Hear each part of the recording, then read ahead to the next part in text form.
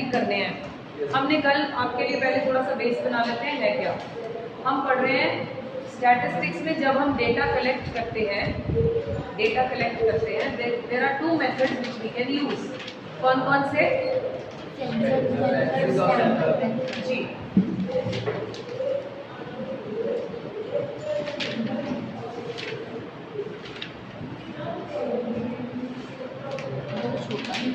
ये तो आज खत्म हो जाएगा। क्या हो जाएगा? There are two methods which we use. Methods to collect data. Census method, sample method. Census का मतलब, सेंसस ऑफ इंडिया जानते हैं? सेंसस ऑफ इंडिया का मतलब क्या था? ये चैप्टर तुम्हें आना है, मुझे कैसे बताओ? नहीं आना। हाँ जी, नहीं आना कह रही हूँ। मैं से आ गया बेटा, फाइनल पेपर में आना है, ठीक है? अभी नहीं आना, फाइनल में आना है। पियो आप जितना मर्जी पानी पियो, सारा पियो। Census method. Census of India क्या करता है? सेंसस ऑफ इंडिया पॉपुलेशन को काउंट करता है। कैसे? सभी लोगों के घर जाके सबसे पूछते हैं, नंबर ऑफ पीपल जो रहते हैं आपके घर में, उससे वो काउंट कर लेते हैं। सो सेंसस का मतलब है when we approach each and every person, right? मतलब इसको हम वर्ड को बोलते हैं यूनिवर्स। जब हम यूनिवर्स का मतलब दुनिया नहीं होता जैसे हम कहते हैं यूनिवर्स, वो नहीं। यहाँ इसका मतलब सपोजिंगली मेरी क्लास में 60 स्टूडेंट्स हैं, मुझे उन सबके बारे में कुछ डेटा कलेक्ट करना है। मैंने उन सारे 60 को मिली और उनसे फॉर्म भरवाया। वो कौन सा मेथड लगाया? Census. When I am meeting the whole universe means all the items, फिर मैं उसे बोलती हूँ सेंसस मेथड। सैंपल मेथड क्या हुआ? उनमें से कुछ को चूज करना, मतलब एक रिप्रेजेंटेटिव ले लिया। Representative, when I am meeting the representative, और फिर उससे मैंने एक अंदाजा लगा लिया। सपोजिंगली एक क्लास में गए, मैं एक क्लास में गई, मैंने देखा 50 बच्चे बैठे, मैंने 2-3 सवाल 5-6 बच्चों से पूछा। 5-6 बच्चों से सवाल पूछे तो मैंने जो जैसे उन्होंने रिप्लाई दिए, बड़े अच्छे आंसर्स थे। मैंने क्या कैरी किया impression? The whole class is very intelligent. Answer तो 5 ने दिया था। What did I do? मैंने जनरलाइज कर दिया, ये सारी क्लास ही क्या है? अच्छी बच्चों की। जैसे हमने कल एग्जाम्पल लिया था, जब हम कभी इंटर स्कूल कॉम्पिटिशन्स होते हैं, से एक बीसीएम में कॉम्पिटिशन हो रहा है, डिबेट कॉम्पिटिशन। क्या मैं किसी दूसरे स्कूल की टीचर हूँ, ABCD स्कूल की, मैं क्या वहाँ से सारे बच्चों को डिबेट में भेज दूंगी? क्या होता है बच्चों डिबेट में? किसी स्कूल का एक रिप्रेजेंटेटिव या 2 रिप्रेजेंटेटिव जाते हैं, फिर वो वहाँ गए, उन्होंने डिबेट किया, फिर वो एक स्कूल जीत गया, ABC जीत गया। फिर वहाँ पे क्या अनाउंस करते हैं? ABC school has one, not so and so person. आपका मैच होता है, आप एक दूसरे जी 100 में कौन जीता हो? कहते जी आज DPS जीत गया, DAV जीत गया। स्कूल आया था पूरा, कौन आए थे? रिप्रेजेंटेटिव्स। वो कौन सा मेथड था? व्हेन मैंने बोला ये डे टू डे लाइफ में भी यूज होता है। कब? जब मम्मा ने सब्जी बनाई तो what will she do? Test करने के लिए सारी सब्जी खा जाएगी, क्या करती है वो? सैंपल टेस्ट करती हैं। वो एक चम्मच टेस्ट करके देखेंगी, देन शी चेक्स, हाँ ठीक है, सब कुछ ओके है, right? This is what is sample. हम इतना कर चुके हैं, सैंपल कैसे लें, क्या हो। आज जो हमने पढ़ना है सैंपल के फर्दर मेथड्स कौन से हैं वो हम पढ़ेंगे। पिछले का करेक्शन हम बाद में बनाएंगे, इंडिपेंडेंट है, ज़्यादा डिफिकल्टी नहीं है, राइट? सबसे पहला method, page number 41 as per review book. Page खोले, बुक खोले, पुरानी बुक का पेज नंबर बता दीजिए कितना? 41। सबसे पहला मेथड है रैंडम सैम्पलिंग। रैंडम का मतलब क्या होता है बच्चों? कोई ऐसे रैंडमली, मैं बाहर से आई, मेरे को एक बच्चा चाहिए था, उधर से चेयर उठवानी है, मैंने रैंडमली, बेटा 1 मिनट आ जाओ जरा, ठीक है? रैंडम का मतलब ऐसे ही पिक करना, रैंडमली पिक करना, राइट? फर्स्ट रीड कर रहे हैं जी रैंडम सैम्पलिंग, अंडरलाइन पहली लाइन करें। Random sampling is that method of sampling in which each and every item of universe has equal chance of being selected in the sample। क्या मतलब हुआ इसका? Equal chance मिला उनको सबको। कैसे? बच्चे को उठा सकते क्योंकि मैं अंदर आके किसी को भी उठा सकती थी, इनको इनको इनको किसी को भी, सभी के पास चांसेस कैसे इक्वल है सिलेक्ट होने के, राइट, इक्वल चांसेस। अच्छा, टर्न बाय टर्न आएंगी friends. In other words, there is an equal probability for every item of the universe being selected in the sample, यानी सब लोगों के पास, बोलना नहीं, सब लोगों के पास इक्वल राइट है चूज होने का। से मुझे अभी उधर से कुछ खाना था, कुछ मंगवाना है, तो आप सब बैठ गए, सबके पास चांस है कि मैं किसी को बोलूं, मैंने किसी को भी बोला बेटा आप प्लीज उधर से कुछ उठा के ला दीजिए। सो इट मींस क्या हुआ, ये कौन सी सैम्पलिंग है, रैंडम। जब रैंडमली हमने किसी को पिक कर लिया, random is further divided into two parts. अगले पेज पे आइए, रैंडम के मीनिंग में बस इतना ही देना है। अब first heading lottery, lottery method कौन सा होता है, एक और ऊपर से दो लाइन और ऐड कर लेते हैं, फिर आपको सेंस समझ में आएगा बेटे। अदर वर्ड्स वाला भी करना है, अदर वर्ड्स, हाँ बिल्कुल करना है, इससे अगली दो लाइंस भी करनी है। नेक्स्ट पेज पे, which of the various items of the universe would get selected in the sample is beyond the control of investigator. The selection is left, यहाँ ये लाइन करो आप, ये लिखोगे, the selection is left entirely to the chance factor। क्या मतलब हुआ कि मतलब इन्वेस्टिगेटर खुद बायस भी हो सकता है। और पेज नंबर 42 हम फर्स्ट कर रहे हैं, आप करना है पिछले पेज पे पूरा, रैंडम वाला पिछला पेज पूरा, और नेक्स्ट पेज पर the selection is left entirely to the chance factor. Chance क्या हुआ, किसी की भी चांस हो सकती थी, किसी को भी बोल सकते थे। ओके, पहला मेथड लॉटरी, लॉटरी हमें समझ में आता है, चिट सिस्टम समझते हैं, क्लास के सारे बच्चों के नाम स्लिप्स बनाकर गोल में डाल दिए गए, फिर एक बच्चे को बोला उठाओ, इसका मतलब पूरी क्लास को चांस मिला ना चूज होने का, सिलेक्ट होने का, लेकिन उनमें से किसी एक को उठा लिया गया। इसे कौन सा मेथड बोला, lottery method, lottery, right, slips डाल के। In this method paper slips are made for each item of the universe, सभी के नाम लिख लिए गए। These slips are shuffled in a box, then impartially some of the slips are drawn to form a sample of the universe। 5 बच्चे भेजने थे, 40 students की स्लिप बना ली, फिर उनमें से 5 पिक कर लिए रैंडमली, इसलिए वो किसका पार्ट है, रैंडम सैम्पलिंग का। समझ में आ रही है, okay. Second, table of random numbers, एक टेबल होता है, टिपेट टेबल कहते हैं बेटा इसको, टिपेट, TIPPET लिखा है उसमें। इसमें हम पढ़ रहे हैं सबसे पहले रैंडम, रैंडम में दो है, कौन सा, lottery and then table method. Table के नाम है टिपेट, टिपेट टेबल कहते हैं। इसका मतलब क्या हुआ, इसमें तो मैंने ऐसे बनाई बच्चियां और एक बोल में डाल दी, राइट, स्लिप्स बनाई बोल में डाल दी। टिपेट टेबल में इसमें क्या किया, पहले ऑर्गेनाइज कर लिया, ऑर्गेनाइज कर लिया, जैसे उसे सीक्वेंस में लगा दिया, 1 2 3 4 5 6 7 8 9 10 20 तक ये रो बना लिया, ऐसे रोज अरेंज कर दिया। मतलब इसमें कोई अरेंजमेंट नहीं था, इसमें थोड़ा अरेंजमेंट किया, अरेंजमेंट करके ऐसे ही कुछ उठा लिए, पिक कर लिए, बीच में से कुछ नंबर। मेरी बात आई समझ, जैसे आपने तंबोला गेम देखी है ना, राइट, उसमें समझाती हूँ, तंबोला देखिए, नहीं देखी, जिसने नहीं देखी उसको समझाते हैं। इसमें क्या करते हैं, उसमें क्या करते हैं, बोर्ड है, उस पर 100 to 100 नंबर्स लिखे, और दूसरी तरफ आपके पास कुछ स्लिप वो है, बॉक्सेस, ब्लॉक्स हैं, जिसके ऊपर नंबर्स लिखे हैं। आप उसमें से उठाते रहते हैं और उसमें लगाते रहते हैं, अरेंज करते हैं। ओके, अगर तो वो बोल में पड़े सारे नंबर्स और एक नंबर उठा दिया जाए, which method,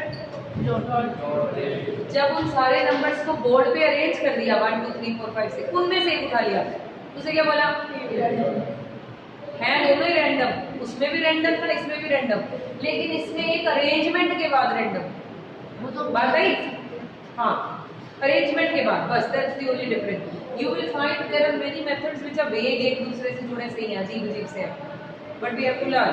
okay, Tippett table आओ जी, table of random. Some statisticians have prepared, इसको अंडरलाइन करो पूरी लाइन को, some statistician have prepared a set of tables called table of random numbers. A sample is framed with reference to these tables. Of all these tables, tippet table is most widely used. नाम लिखना है वहाँ पे, tippets। इस table में using 41,600 figures. ये भी करना नहीं, इसको याद करने की जरूरत नहीं है, इनको छोड़ दो। अब यहाँ से एक लाइन काटने के बाद देखो for the use of this method, ये करना है आपने, मिल गया। For the use of this method all items of the universe are first arrange in an order, पता चल गया। Then using table, the required number of items are selected as are needed for a sample। मेरी बात समझ में आ गई? ठीक है, इसमें एक लाइन दो काटी है हमने, एक ही काटी है ना, यूजिंग नंबर्स वाली। सो 41,600, 10,400 ये काट दो, बाकी सब लिख दो।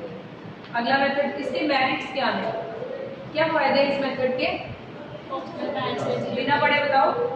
पर्सनल बायसनेस नहीं हुई। ऐसे टीचर अपने फेवरेट बच्चे को भेज सकती थी, लेकिन अब तो पर्चियां बना दी, नेम्स डाल दिए, अब भेज सकती है नहीं। पर्सनल बायसनेस के चांसेस आर वेरी लेस। दूसरा बेनिफिट, सभी को इक्वल अपॉर्चुनिटी मिली सिलेक्ट होने के लिए, हुए या नहीं हुए तो दैट्स अ सेपरेट थिंग, लेकिन अपॉर्चुनिटी तो मिली। These are certain merits. Let's read. Personal biasness underline करो ताकि याद करना इजी हो जाएगा। फर्स्ट में, this method is free from biasness. Second point, each and every item of the universe stand underline equal chances of being selected। Third point, fair representation. क्या होती है फेयर रिप्रेजेंटेशन? आप फेयर थे, fair का मतलब biasness नहीं था, you were fair in selecting. Box बनाया, उसमें से उठा लिया, फेयरली रिप्रेजेंट किया, मतलब इसमें कोई भी हिडन वो नहीं था, कोई चीट नहीं था, किसी तरह की चीटिंग नहीं थी। Number 4, it is a simple and straight forward method. इसको कोई बहुत टेक्निकल मेथड नहीं कहते, हम रूटीन में से यूज करते हैं। इसके नुकसान क्या क्या है बोलिए जरा, बिना पढ़े। कि कई बार सारे एक ही जैसे सैंपल में चूज, जैसे एग्जाम्पल, सबसे पहले हमने भेजना था स्विमर, किसी कंपटीशन में, स्विमिंग कंपटीशन था, वहां हमने एक बंदा भेजना था जिससे स्विमिंग आती हो, पूरी क्लास की चिट डाल दी, जिसका नाम आया उसको तो पानी से डर लगता है।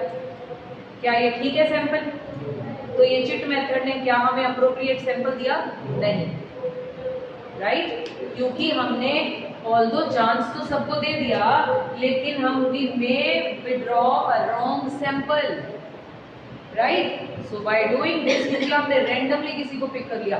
अब मेरे वहां 60 लीटर पानी की वो उठानी थी, वो पानी लगाने के लिए बॉटल उठानी थी, मैंने किसी पतले से बच्चे को रैंडमली बुला लिया, बेचारे से उठाई नहीं जा रही। क्या ये सही सैंपल है? क्योंकि मैंने क्या किया, बेटा एक जना आ जाओ जरा, वो सूखा जो बेचारा आ गया, वो तो जगह नहीं जानी, फिर क्या होगा? It means it's a wrong sample. Randomly select किए हुए सैंपल जरूरी नहीं है कि वो क्या हो, सही हो। आ रही बात समझ में? Okay, let's read demerits. This method does not guarantee proportionate representation of different items। ये गारंटी नहीं करता आपने जो बंदा चूज किया है वो रिप्रेजेंट अच्छा करेगा। Second, it does not give weightage to certain important items. मेरी क्लास में एक अच्छा स्विमर था, हमने तो उसको इंपॉर्टेंस ही नहीं दी, हमने ऐसे ही नाम उठा लिया, एक बंदे को भेज दिया, अब वो क्या जीतेगा? बात आ रही समझ में? श्योर? ओके। अब difference between random sampling and haphazard sampling, क्या मतलब? हैप्पैज़ार्ड क्या होता है बेटा? Collected in a fast. Haphazard means आप जब आपको प्रोजेक्ट मिलता है स्कूल में, 1 महीना पहले टीचर देती है, 1 महीना पहले हमने बनाना कब होता है? एक रात पहले। फिर जो 1 रात पहले तुम करते हो उसको कौन सा मैनर कहते हैं? कमले हुए हो तो फिर वो फ्रेंड को फोन करो, यार भेज दे, प्लीज दे दे, इधर से कटिंग कर, उधर से कर, अरेंजमेंट, ये किसे कहते हैं? Haphazard manner, which is not systematic manner, जल्दबाजी में किया हुआ। क्या रैंडम सैम्पलिंग जल्दबाजी में? नहीं, इट्स अ सिस्टमैटिक अरेंजमेंट। इसमें तो आपने टेबल भी बनाया था, इसमें पर्चियां बनाई थी, प्लानिंग की थी कि नहीं? लेकिन हैप्पैज़ार्ड मैनर में क्या किया? कोई प्लानिंग नहीं, बस ऐसे ही, बस दे दो, जो हो गया दे दो। समझ में? सुबह स्कूल जाते कोई टिफिन बन रहा है, मम्मा ने रात को सोचा सुबह क्या बनाना है, सारी और प्लानिंग की, काट के रखा सामान, सुबह बनाया, आपको दे दिया। क्या ये हैप्पैज़ार्ड मैनर है? नहीं। सुबह आपने बोला मैंने तो, मेरी क्लास 9 बजे नहीं 7 बजे है, अब क्या मिलेगा? फटाफट जो मिला बस वो हैप्पैज़ार्ड होता है। सो दोनों में डिफरेंस क्या कहता? 1000 के साथ रोटी, ठीक है? वो जो भी मिलेगा, सुबह बिस्किट ही मिल जाए शायद, ये ले जा बेटा, एप्पल ही पकड़ा देंगे बेटा, ये जो हो रहा है ये क्या है, haphazard manner. Okay, when there is no planning. So random sampling is in according to the rule, rule लगा कोई, haphazard sampling is not according to the rule, there is no rule there. Random sampling allows every item to get selected, haphazard में क्या होगा, it will not give everyone, right? So this is the major difference. Second point आ गए हम purposive sampling, जिसे हम deliberate भी कहते हैं, purposive। Second, deliberate,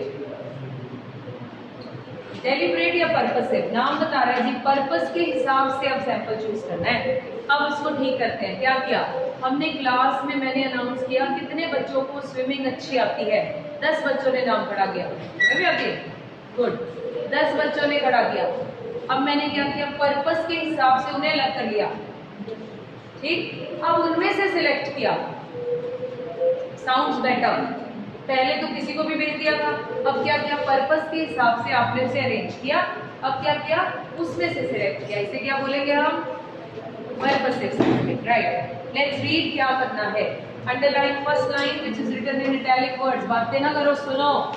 Purposive sampling is that method in which the investigator himself makes the choice of the sample item which in his opinion are the best representative of the universe।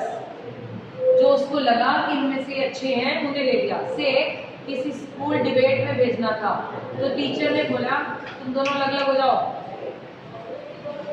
अलग हो गए, नहीं अलग और आगे हो जाओ,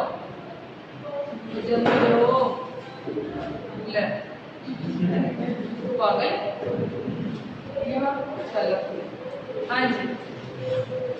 इसमें मैंने बोला क्लास में कि बच्चे कहीं स्कूल में डिबेट हो रही है, कितने बच्चे, मेरे को पता है कि मेरे कितने बच्चे हैं जो अच्छे स्पीकर हैं, हमने उनको पहले चूज कर लिया अपने ओपिनियन के हिसाब से। यही लिखा है यहाँ पे, यही लिखा है, okay. Thus in this method of sampling, selection of the sample item is not left to the chance factor, it's simply made by choice। क्या फर्क होता है चांस एंड चॉइस में, चांस में लगा था किसकी पर्ची है, चॉइस मैंने चूज किया, राइट। दिस मेथड ऑफ, ये सारा लिखना है, okay. This method of sampling is specifically suitable when some of the items in the universe are of special significance। क्या मतलब, कुछ बच्चों को अच्छी स्विमिंग आती थी, they have this special significance, कुछ बच्चों को अच्छा बोलना आता था, उस जगह पर हमें ये मेथड लगाना चाहिए। ओके हो गया, राइट। जैसे एग्जाम्पल, बस यहाँ तक था सिग्निफिकेंस, अगली लाइन पूरी काट दो। For example, if an investigation is to be made relating to the iron and steel industry, foreign में आयरन एंड स्टील इंडस्ट्री को रिप्रेजेंट करना है, ओके।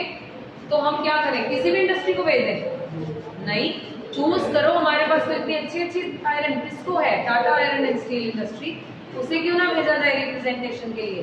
समझ में आ रही मेरी बात, राइट। स्कूल में एक टीचर्स के लिए कोई ऑफर है कि इकोनॉमिक्स टीचर को फॉरेन रिप्रेजेंटेशन में भेजना है, ठीक है, वो किसको भेजेंगे, किसी को भी रैंडम सैम्पलिंग में। क्या करेंगे, पर्पसिव सैम्पलिंग, पर्पस के हिसाब से economics teacher has to go, economics teacher will be picked, okay, right. आगे चले, इसके फायदे क्या होते हैं, व्हाट इज द मेरिट।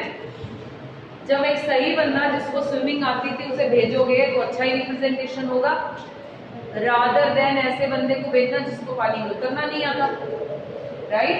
सो इससे क्या होगा, बेटर रिजल्ट्स विड्रॉ होंगे, okay. Now this method is flexible, किस बात की फ्लेक्सिबिलिटी दे रहा है बेटा, टीचर को फ्लेक्सिबिलिटी है that you can pick up the right candidate, flexible, right. The inclusion of those items in the sample which are of special significance, मुझे flexibility दी, जो बच्चा इस काम के लिए स्पेशल है उसे ही चूज करे। Number 2, selection of items can be deliberately tuned to the purpose of study। क्या हुआ मतलब, पर्पस ऑफ स्टडी था स्विमिंग कंपटीशन, तो मैंने डेलिबरेटली क्या अनाउंस किया, जिसको स्विमिंग आती है वो बताएं, किस हिसाब से आपने चूज किया। राइट। नंबर 3, क्या ये बहुत टेक्निकल मेथड है? It's a simple technique, so this is simple technique to use. Okay right. इसके डीमेरिट्स क्या हैं? Can I be biased? Yes. Of course, I can choose my favorite child. I can be biased, right? So, first demerit, personal biasness. Keywords underline करा करो, learn करते हुए help होगी। जब book सामने लर्न करने लगोगे ब्लैंक होगी, मुश्किल लगेगा लर्न करना। Personal biasness. सेकंड, जब पर्सनल बायसनेस होगी तो क्या रिजल्ट ठीक आएंगे? नहीं। जब टीचर डाउटफुल होंगे, जब टीचर ने गलत सैंपल सिलेक्ट करके भेज दिया अपनी बायसनेस पार्शियलिटी में, तो रिजल्ट भी गलत ही होंगे। ये लिखा है, because of the possibility of personal biasness, reliability of the results becomes, book देखो, बिकम्स डाउटफुल, राइट। यहाँ तक किसी को कोई प्रॉब्लम? कौन से दो किए हमने अभी तक? Number 1 random sampling, random sampling. Random के दो पार्ट कौन कौन से? Lottery and table method. Lottery मतलब एक बंदा बताएगा, एक लॉटरी कौन बताएगा? आप बताओ बेटा। लॉटरी मेथड, चिट्स डाल देते हैं, सबको चांसेस बराबर मिलते हैं कि नहीं मिलते? बराबर मिलते हैं, राइट। ओके, दूसरा मेथड कौन सा था? टेबल मेथड बताओ। प्रॉपर्ली अरेंज कर, पहले अरेंज कर दिया, उसमें से पिक किया जाता है। इनके फायदे क्या है? मेरिट्स बताओ जी इसका, कोई एक मेरिट बताओ फटाफट। टेबल वाले दोनों का, लॉटरी टेबल, सबको इक्वल चांस मिलता है। दूसरा कोई मेरिट, कोई मेरिट, कोई फायदा? जब आप रैंडम सैंपलिंग करते हैं, रैंडमली उठाते हैं, हाँ, Fairlie represented, very good. Simple technique, it's a simple method, anyone can use it. Okay, तो बस लड़ना नहीं। नुकसान क्या है? डीमेरिट बताओ कोई एक मिनट बोल लेते सबको। हाँ जी, एक डीमेरिट कोई भी। नुकसान क्या है इसका? हमने क्लास में से ऐसे किसी को स्विमिंग पे भेज दिया, पार्शियल हो सकते हैं जी, बायसनेस हो सकती, क्यों नहीं हो सकती? पर्चियां बंद है, नाम लिखे नहीं, पर्सनल बायसनेस नहीं है, ये मेरिट है। डीमेरिट क्या है? कौन बताएगा? हाँ,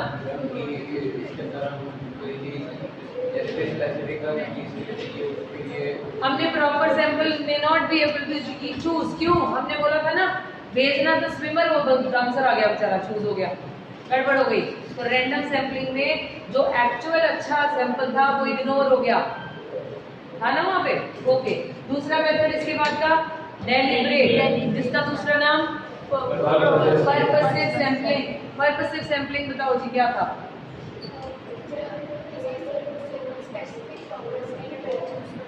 बिल्कुल ठीक, पर्पस के हिसाब से पहले आपने उसे चूज करने की फ्लेक्सिबिलिटी है, यही था ना। इसका मेरिट बताओ जी पीछे।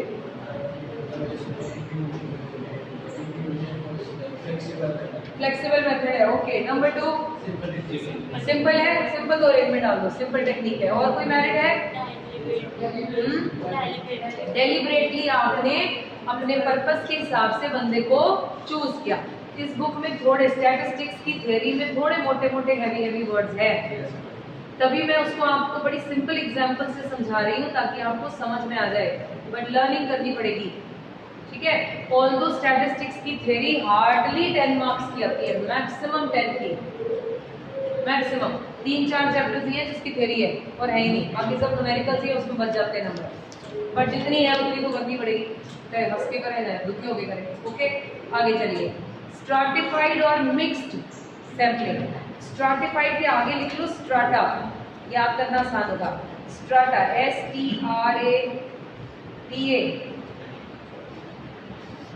STRATA, strata. स्ट्राटा के नीचे लिखो सेक्शन, स्ट्राटा लिखा फिर लिख दिया सेक्शन।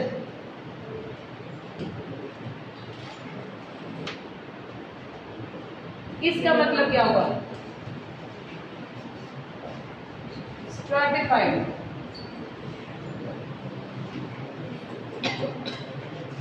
Let's understand. स्ट्राटास का मतलब सेक्शन बना लो, फिर आसान हो जाएगा काम और ज्यादा। कैसे? हमने 5 रिप्रेजेंटेटिव भेजने हैं। क्लास 11 में आपके सेक्शन में 50 बच्चे हैं, क्लास 11 टोटल सारे साइंस ह्यूमैनिटी सब मिला के 50 बच्चे हैं, 5 भेजने हैं। एक तो मेथड है इनमें से रैंडमली 5 पिक कर लो। दूसरा मेथड को कहते हैं स्ट्रैटिफाइड, कहाँ लगाओ, इनको स्ट्राटास में डिवाइड करो। 30 बच्चे हैं कॉमर्स के, 10 बच्चे हैं साइंसेस के, 10 बच्चे हैं ह्यूमैनिटीज के। ये स्ट्राटास बन गए। अब पिक करो, कैसे? 3 इसमें से, एक इसमें से, एक में भी इसमें से। या अगर ये सारी डिबेट ज्यादा साइंस पर है तो फिर ज्यादा किसमें से? अगर ये ज्यादा डिबेट कॉमर्स रिलेटेड है, ज्यादा किसमें से? सो इसको बोल दिया स्ट्रैटिफाइड। बात सारी सेम ही है, पिक ही करते हैं बच्चे, रैंडम सैम्पलिंग इकट्ठी करनी है। बस यहाँ पर फर्क क्या किया? स्ट्राटा में डिवाइड किया। स्ट्राटा का मतलब सेक्शंस बना लिए। जब सेक्शन हो गए अब आपका काम आसान है। ऐसे 50 में से उठाते तो हो सकता था सारे 5 यहाँ से आते, बाकी को चांस नहीं मिलता। अगर हो सकता था इन्हीं में से आते, ये ना चुन पाते। हमने क्या किया? सेक्शंस बना लिए। इन सेक्शंस में से चूज करें। आपके स्कूल में जब भी कभी डिबेट में या मॉनिटर सेलेक्ट होते हैं, वो कौन सा मेथड? स्ट्रैटिफाइड। आप सारे सेक्शंस में डिवाइडेड हो, A section, B section, C section, फिर उसमें से आप पिक करते हो। समझ रहे हो? ओके, लेट्स फाइंड आउट क्या लिखना है। This method of sampling is generally adopted when population consists of different group with different characteristics. ये देखो जी, ये different groups हैं जिनके characteristics अलग अलग है। और तरीका भी बताती हूँ, एक और भी हो सकता है। आप अगर दिल्ली यूनिवर्सिटी जानते हो तो वहाँ पर क्या डीयू में क्या सारे एक ही टाइप के लोग हैं? नहीं, ऑल इंडिया से, नॉर्थ ईस्ट वेस्ट साउथ सब जगह से लोग आते हैं, फॉरेन। फिर वो अगर ये सारे डाइवर्स कैरेक्टरिस्टिक्स के हैं, डाइवर्स समझते हैं क्या? डिफरेंट है। अब अगर ये सारे से देयर आर 100 पीपल, हमने 10 चूज करने हैं। अगर मैं इनमें से 10 लोग, हो सकता है सारे नॉर्थ इंडियन ही चूज हो जाएं, ये तो अच्छा रिप्रेजेंटेशन नहीं हुआ। जब क्लास में डिफरेंट टाइप के लोग थे तो डिफरेंट डिफरेंट को जाना चाहिए था। स्ट्रैटास बनाओ, नॉर्थ वेस्ट ईस्ट साउथ के सारे बंदे अलग कर दो, मे बी फॉरेन के अलग कर दो, फिर उनमें से क्या करो? फिर चूज करो, so that every category should get a chance to be selected. मेरी बात आ रही है समझ में? श्योर? Okay, let's read. इसमें लिखा उसने अंडरलाइन करा, पॉपुलेशन कंसिस्ट डिफरेंट ग्रुप्स। पता चल गया क्या बोला? Okay, according to the method, हाँ जी ये लिखना है। According to the method population is divided into different strata having different characteristics and some of the items are selected from each strata so that the entire population gets represented. यहाँ तक लिख दिया। फिर हम लिखेंगे एग्जाम्पल, एक line छोड़ के लिखा है टू इलस्ट्रेट, ऊपर वो लाइन नहीं करनी। इसके बाद रिप्रेजेंटेटेड के बाद क्या बच्चे? पेज 150 ले लो, ले लो। टू इलस्ट्रेट ले लो बेटा, ले लो। अपने पेरेंट्स की कॉल लेनी है, लाओ। ओके, एक लाइन काट दी, उसके बाद लिखा to illustrate. Suppose there are 50 students in class 11 group, there are 50 students in class 11, 30 from mathematics, 20 from home science in class 10. Thus the population of 50 students get divided into two stratas, 30 and 20. From each strata, items would be selected proportionately such that the sample represents the characteristics of entire population. यहाँ तक। अब जरूरी नहीं आपको यही वाली example बोलनी है, you may right any which I am writing here, ठीक है? ओके, बस इसको छोड़ दिया, अब आगे चलेंगे। इसके मेरिट्स क्या होंगे? क्या होंगे? डाइवर्स कैरेक्टरिस्टिक्स को चूज करने का मौका मिलेगा, है ना? डाइवर्स यानी डिफरेंट, हर तरह। So it will cover the diverse characteristics. दूसरा, on the basis of diverse characteristics comparative analysis भी हो जाएगा। जैसे हमने नॉर्थ ईस्ट वेस्ट साउथ सबसे चूज किए, फिर देखा जी ईस्ट वाले बच्चों के नंबर बड़े अच्छे आ गए, ये साउथ वाले बड़े इंटेलिजेंट, तो हमें उनको डिटेल में स्टडी करने का मौका मिल जाएगा। थर्ड पॉइंट क्या है? This method of sampling offers reliable as well as meaningful results. क्यों? क्योंकि हमने उसको एक पहले डेलिबरेटली कन्वर्ट किया फिर चूज किया। ओके है, थोड़ी बोरिंग है कोई गल नहीं की करिए, इंटरेस्टिंग नहीं बना सकते, माइक्रो इंटरेस्टिंग बना सकते हैं ना, इसको ऐसे ही चलाएंगे काम। रैंडम बाद में तो रैंडम ही चलाया ना, पार्ट तो रैंडम का ही है ना बेटा, ठीक है। नहीं ये रैंडम के पार्ट थोड़ी पढ़ रहे हैं, उसके बाद तो हमने चूज किए ना स्पेशली इसमें, मतलब जैसे रैंडमली चूज किया, सेक्शंस में डिवाइड कर लिया। हाँ अब उसके बाद हमने उनमें से पिक किया। रैंडम, हाँ नहीं रैंडम नहीं, पिक किया, रैंडमली पिक किया। एक रैंडम था आप इसके ऐसे ही भेज दिए, अब हमने पर्पसली चूज किया। अब इनके नाम पता क्या देखो, ये एक दूसरे से मैच नहीं करते, रैंडम में सिर्फ रैंडम वाले वर्ड्स आ रहे हैं, डेलिब्रेट पे डेलिब्रेटली अरेंज किया फिर पिक किया। वो कैसे किया, वो उसके फ्लेक्सिबिलिटी है, देखा ना फ्लेक्सिबल। थर्ड बोला स्टार्टर्स बनाए, बट इसमें तो हमने कर दिया तो वो तो एक ही जैसे हो गए। अब सारे एक जैसे हो गए, से दो कैटेगरीज में डिवाइड कर दिया हमने। यहाँ स्टार्टर बनाया, मेल फीमेल अलग अलग हो जाओ, अब उसमें से मैंने किसी को पिक कर लिया, ठीक है ओके।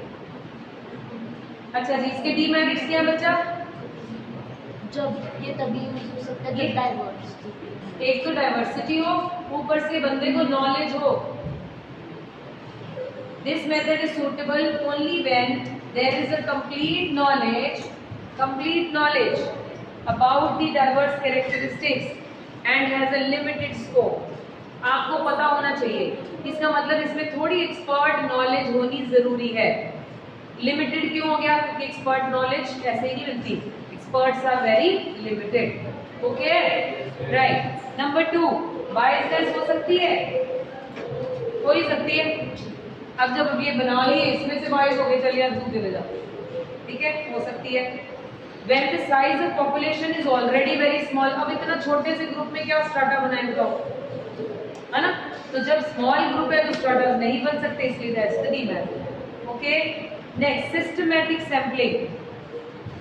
सिस्टमैटिक सैंपलिंग इसको कैसे समझेंगे, लेट्स अंडरस्टैंड। मेरी एग्जांपल समझ लो फिर समझ आ जाएगा। What are you, this I used to use in the school, जब when I was teaching in DPS तब ये यूज कर रहे थे आपको। जैसे आपके वो प्रोजेक्ट्स होते हैं ना, ग्रुप प्रोजेक्ट्स होते हैं। अब ग्रुप ये एक तो मेथड होता था कि भाई अपनी अपनी मर्जी से बना लो। अब्बा के एक फ्रेंड्स का ग्रुप 10 का, उनका 10 का बन गया, एक में सिर्फ 3 ही लोग हैं, 3 एक बेचारा कला ही रह गया, उसको कोई ले ही नहीं रहा ग्रुप में। ऐसे भी होता ना, बनाते हो तुम ऐसे ग्रुप, तो बड़ा डिफिकल्ट टास्क था। फिर then I used to make it ताकि बायसनेस भी ना लगे।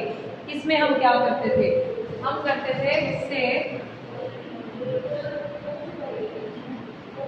Don't check my patience please,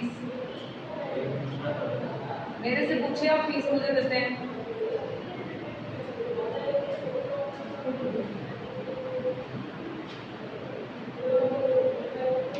ऐसे नंबर्स लिख लिए, ठीक है। अब बोला ये वाले जो बच्चे हैं ना ये एक ग्रुप में, ये दूसरा ग्रुप, तीसरा ग्रुप, चौथा ग्रुप, ऐसे बना दिए। 10 20 30 40 50 वाले एक ग्रुप में हैं। तो क्या किया इसमें, क्या किया, पहले अरेंजमेंट किया, तभी इसका नाम क्या रखा है, सिस्टमैटिक। जी नाम रख दिया सिस्टमैटिक सैंपलिंग। सिस्टम पहले बनाया, लिखा, फिर सिस्टम से, ऐसे नहीं लिया कि ऐसे ले लो, सिस्टम से 5 15 25 35 45 एक बैच में होंगे, तो इसे कह दिया सिस्टमैटिक सैंपलिंग। सारी ओवरलैप्स नहीं है, राइट ओके। लेट्स रीड, कितना लिखना है। According to this method units of the population are numerically, या तो न्यूमेरिकली या जियोग्राफिकली, अल्फाबेटिकली भी करते थे हम, ए वाले बी वाले सी वाले करते हैं ना, राइट। जियोग्राफिकली का मतलब क्या होता है, एरिया वाइज। डीयू ने बनाना था, वो बोला कि जो लुधियाना से आए हैं वो एक तरफ हो जाए, जो पटियाला से आए हैं वो इधर हो जाए। पंजाब यूनिवर्सिटी वालों ने बना दिया, ठीक है। दिल्ली यूनिवर्सिटी ने बनाया केरला अलग हो जाओ, पंजाबी अलग हो जाओ, गुजराती अलग हो जाओ, ऐसे बना दिया। तो जियोग्राफिकली भी हो सकता है, okay. And alphabetically arranged every nth item, nth समझते हैं, 5th 15th 25th nth item of the numbered item is selected as a sample item, right? nth का मतलब कोई भी। Illustration: if 10 out of 100 students are to be selected for a sample, then 100 students would be numbered and systematically arranged. One item of the number 10 would be selected at random. Subsequently, every 10th item from the selected number will be selected. Okay है? अब उसने 10 उठाया, आप इधर देखो sir, ऐसे भी हो सकता था। वो कहता है every 4th item to be selected. पता चल गया ना कैसे? राइट। नीचे लिखा है उसने 5th item, 15th, 25th, 35th, 45th, ये सारे नंबर सिलेक्ट हो जाएंगे। क्या ये बहुत डिफिकल्ट मेथड है? बड़ी साइंटिफिक एनर्जी लगाने की? नहीं। So first merit is it is simple, it's simple, shortcut भी है। नंबर 2, कोई पॉसिबिलिटी है बायसनेस की? मुझे पता ही नहीं किसका रोल नंबर क्या, कोई बायसनेस नहीं, no personal biasness, hardly any possibility. इसमें नुकसान क्या है?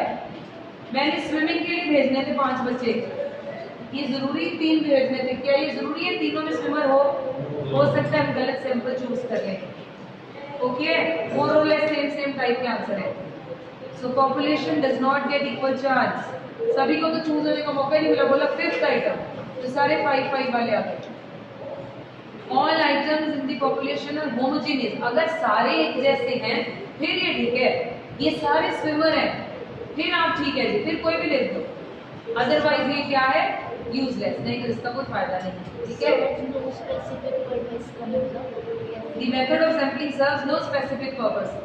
अगर तो वो कहता पॉपुलेशन होमोजेनियस हो then it is okay, then it serves for some purpose, otherwise it is not. जिस पर्पस के लिए भेजना था उसके लिए बच्चे हैं ही नहीं, फिर it serves no purpose. Right है? श्योर? सबसे पहले से बताओ जरा, नंबर फर्स्ट हेडिंग क्या किया था? रैंडम में 2 कौन से? नंबर 2 डेलिब्रेट में क्या पढ़ा? कि पर्पस के लिए पहले उसमें लिख दिया, अरेंज कर दिया, फिर उठा दिया। ओके, दूसरा स्ट्रैटिफाइड, क्या ये थे? स्ट्राटा, जो मैं हिंट बोलती बस वो याद, स्ट्राटास बनाए, सेक्शंस बनाए, 30 बच्चे A section, B section, C, commerce, science, humanities. अगला कौन सा पढ़ा है? सिस्टमैटिक में क्या पढ़ रहे हैं? क्या पढ़ रहे हैं? इसको सिस्टमैटिकली अरेंज कर सकते हैं कैसे? Numerically, geographically, alphabetically, right? Okay, अब पूछो क्या पूछ रहे थे? डीमेरिट्स का second point, if all the items in the population are homogeneous, अगर सारे एक जैसे हैं, this method of sampling serves no specific purpose. Diversity होती तो हम इसमें लिख, क्या लिखा है? हमने सिस्टम बनाया बेटा, 5th item will be selected. अगर ये सारे एक जैसे प्रोजेक्ट बनाना था, आप लोग प्रोजेक्ट में ग्रुप बनाते हो तो क्या सोचते हो, किन बच्चों को लेना चाहते हो? हम सोचते हैं 1, किसी बच्चे की ना राइटिंग स्किल्स अच्छे होने चाहिए, है ना, उसको ले लो। दूसरा, ड्राइंग अच्छी हो, आर्ट वर्क अच्छा हो। तीसरा, डेटा कलेक्शन करना आता हो।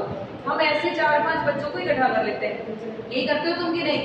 ओके, हम ज्यादातर बॉयज पता क्या करते हैं, 1-2 लड़कियां बीच में ग्रुप में डालते हैं जानबूझ के, क्योंकि इनके वो आर्टिस्ट वर्क ज्यादा अच्छा है, कलर कर देगी, हमारी फाइलें भी कर देगी, है ना। तो मैं पता बेटा, keeping this in mind they make the group. लेकिन अगर यहाँ पर हमने जो मैंने प्रोजेक्ट के लिए बच्चे डिवाइड किए, मैंने बोला ये तीनों हैं, इन तीनों में से तीनों को कुछ नहीं आता, ये तीनों तो सेम कैरेक्टरिस्टिक्स के हो गए, सेम हो गए। जब ये सेम हो गए तो क्या ठीक रहा काम? It will not serve any purpose. Actually ये तीनों के पास डिफरेंट स्किल्स होने चाहिए थे, अगर ये तीनों के पास डिफरेंट स्किल्स होते तो ये तो ठीक हो जाता। इस एंगल से इसे याद रखेंगे, बात आ गई समझ में? Right. Next, quota sampling. Quota और स्ट्रैटिफाइड में कुछ खास फर्क नहीं है, कोटास बना दो। कोटा को समझते हैं ना हम लोग, SC ST quota, general quota, ठीक है, नेशनल कोटा, ये सब कोटास है। तो स्ट्रैटास क्या थे? वो भी तो सेक्शन ही थे, वो थोड़ा लोअर लेवल की बात होती। सेक्शन, कोटा मींस बड़ा लेवल करके, बस पहले कोटास में डिवाइड करो फिर पिक करो। जो एडमिशंस होती है वो कौन सी सैंपलिंग है? Quota sampling. Quota sampling, quotas divide कर दिए, इतने बच्चे इस कोटा से उठाए जाएंगे, इतने बच्चे इस कोटा से उठाए जाएंगे। ये सैंपल्स कैसे उठा रहे हो? कोटास से। समझ में आ गई? Okay, let's read. In this method, the population is divided into different groups or classes according to different characteristics. Some percentage of different groups in total population is fixed. Fix होती है जी some percentage. SC ST को 40% reservation मिलेगी, 60% ही है वैसे, वो fix है ना limit. Yes. Further, some quota of the items is to be selected as sample item is fixed for each other group. फिर कुछ स्पोर्ट्स कोटा होता है जो बच गए ना, एक तो फिक्स है, SC ST तो फिक्स है 60% उनकी, फिर 10% वॉर वाले की लगा देते हैं, जो वॉर में जितने हमारे सैनिक हैं उनकी डेथ हुई उनके बच्चों को पहले प्रायोरिटी मिलेगी। फिर स्पोर्ट्स कोटा, ठीक है, उनमें से भी वो सैंपल लेते हैं, स्पोर्ट्स कोटा में भी जो नेशनल खेला है उसको उठाएंगे, स्टेट्स वालों को इग्नोर होगा, इस तरह से उठाने जो भी ले रहे हैं आप सेपरेशन, उनको क्या बोलेंगे हम, कोटा सर्वे। समझ रहे हैं? Right. The investigators select the fixed number of items from each group to frame a sample. इसके बीच में मेरिट्स लिख दिए क्योंकि ये बहुत ज़्यादा इम्पोर्टेंट नहीं है, इसके बाद सारे ऐसे ही हैं लीस्ट इम्पोर्टेंट। क्या ये बहुत एक्सपेंसिव मेथड है? नहीं, नॉट वेरी एक्सपेंसिव, अंडरलाइन कर लो। क्या इसमें बायसनेस होने के चांसेस हैं? बिल्कुल है, हाई चांसेस ज़्यादा है, आप अपनी मर्जी से किसी को भी उठा सकते हैं। अकॉर्डिंगली द रिलायबिलिटी, अब जब बायसनेस होगी तो रिलायबिलिटी होएगी, हाँ इधर एटा सिर मारे ऐसे। जब आप बायसनेस हो गए, आपने गलत बंदे को पिक कर लिया, फिर क्या reliability? There will be no reliability. But expensive तो पिछला भी कोई मेथड है, वो उस पे लिखा ही नहीं था, ठीक है। कन्वीनियंस सैम्पलिंग सबसे चंगा, कन्वीनियंस, अपनी कन्वीनियंस के हिसाब से आप जब भी कोई भी मेथड लगाए उसे कोई क्या कहते हैं, कन्वीनियंस।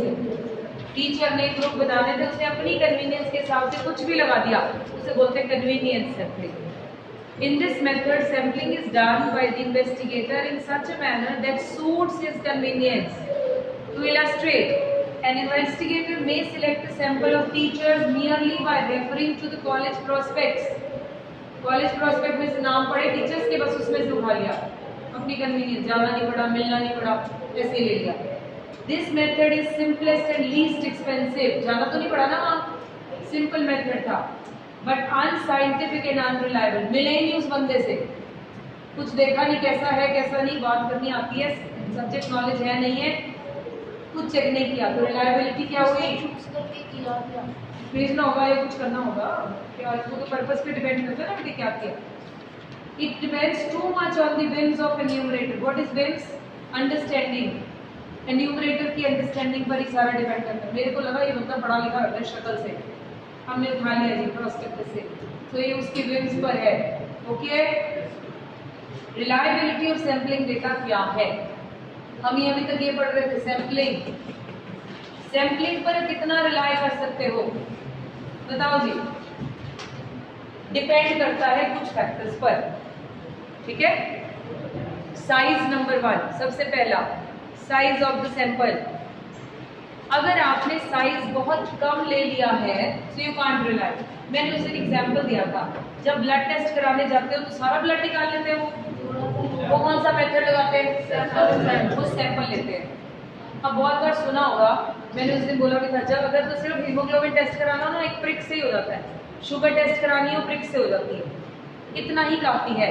लेकिन अगर आपने थायराइड टेस्ट कराना हो और बड़े बड़े टेस्ट कराने हो तो बेसिस क्वांटिटी देख के लेते हैं, वो पता है आपको, सफिशिएंट। इट मीन्स अगर वो कम ले लें फिर क्या होगा?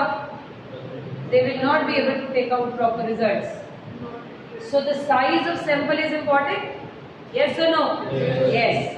अगर वो एक्सट्रीमली लेस ले लिया तो भी कोई फायदा। जैसे 25,000 लोगों के बारे में कुछ जजमेंट लगानी थी, हम 5 लोगों से मिले, ठीक है, काफ़ी है?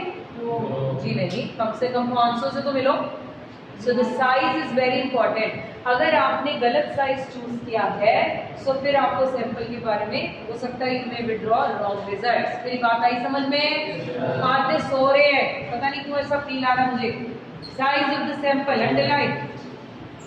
Reliability of sampling depends on the size.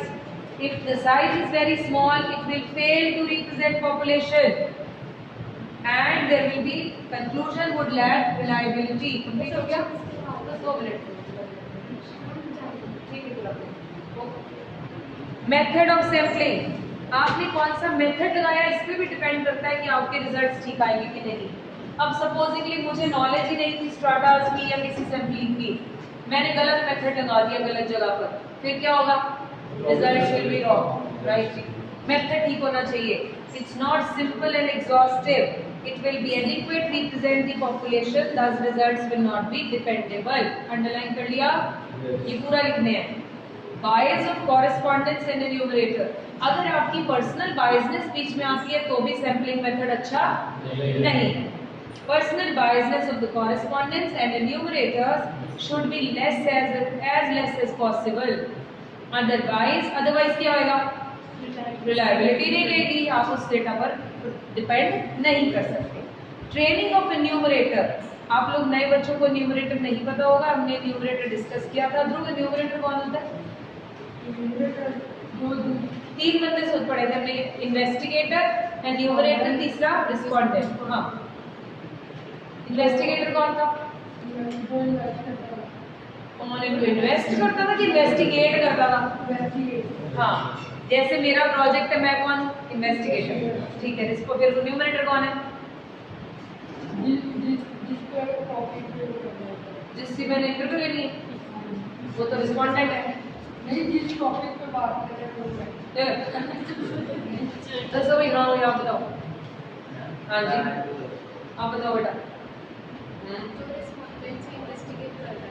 हाँ, इन्वेस्टिगेटर राइट. इन्वेस्टिगेटर वो जिसका प्रोजेक्ट है.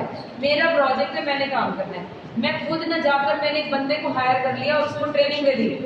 उसको बोला भाई तू पकड़ फॉर्म और जाके मार्केट में सैंपल इकट्ठा करके ला. तो एन्यूमरेटर कौन हुआ? Hired by investigator. वो घर घर गया और वहां से पता करके आया. जिनसे पूछा उनका नाम क्या? रिस्पॉन्डेंट. अब डिपेंड करता है मैंने उस बंदे की ट्रेनिंग कैसे की है. अगर उस एन्यूमरेटर की ट्रेनिंग अच्छी नहीं हुई तो वो सैंपल कैसे लाएगा? खराब लाएगा. समझ रहे हो? ओके. हैवी तो नहीं हो गया? रिलायंस हो गया. बस ये लास्ट है, इसके बाद नहीं करेंगे. मैं तो एक्टिव था बट आगे नहीं कराऊंगी. शक्ल कोई पैराग्राफ तो पढ़ते खत्म करते थे. Reliability of sample also depends upon the training. If he is not trained, then in the field the sample will lack reliability. कहाँ तक कितना काफी है? कल तक इलाज क्या करके आएंगे? स्कैन करके